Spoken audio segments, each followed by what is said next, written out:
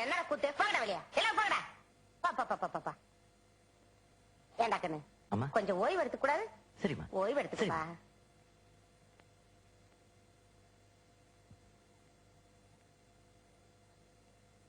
சிசியா ஒரு பீடி கொடு.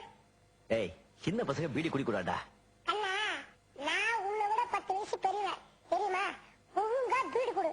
இல்லன்னா விடுவேன். இந்தாங்க அண்ணா இந்தாங்க. Very good.